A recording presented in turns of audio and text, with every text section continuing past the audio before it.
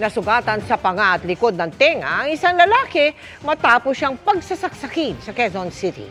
Nahuli kam ang tagpo at maraming nakasaksi pero walang umawat sa salarin. Panoorin sa pagtutok ni Mark Salazar.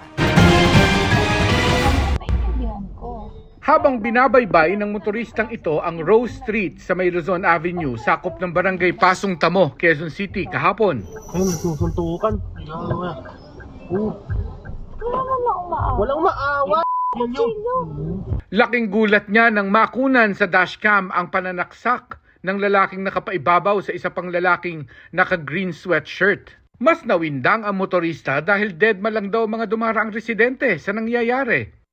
Ba't walang umaawat? Mga tao naman. Walang maawat. Ayon sa isa sa mga residente, kaya hindi man talaga patayin yun. Gilig yun ang leksyon yun, kaya walang umawat eh. Niyaan na lang siya eh. Tapos yun, binitawan lang din siya. Yung sinasaksak, matigas na ulo talaga yun dito, palaging pasaway. Pasaway din, maraming kahit saan yung nakakawan dyan. buhay ang sinaksak. Katunayan matapos daw ang kumusyon, naghiwalay lang daw ang dalawang sangkot na parang walang nangyari. Hindi na raw matunto ng barangay ang nanaksak dahil hindi raw taga roon.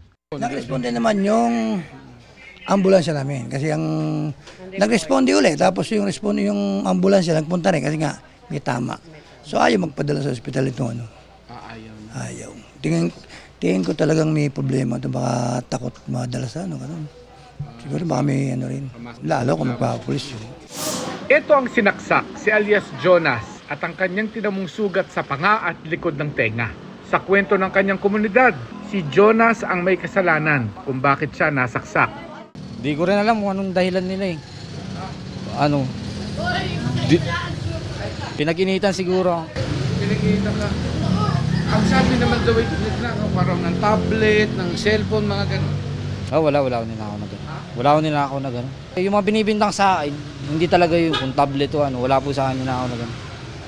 Meron last year na ano, parang taon pa. Last year, ano yung kinuha mo last Cellphone year? yun, cellphone.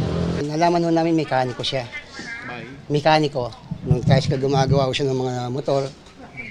Then pinuntahan din ho namin yung nagtatrabahuhan niya, pati ibang mga residente doon. Nag-aano na paalisin na lang din siya doon kasi daw talagang maligalig daw itong nasugatan. Hindi na umabot sa pulis ang investigasyon sa nangyari dahil mismong si Jonas ay ayaw na magreklamo. Nasa Bicol daw mga kaanak ni Jonas at dahil ayaw na raw siya ng mga kapitbahay sa Pasong Tamo, ihahatid na lang daw siya ng barangay sa kanyang probinsya. Para sa GMA Integrated News, Mark Salazar, nakatutok 24 oras.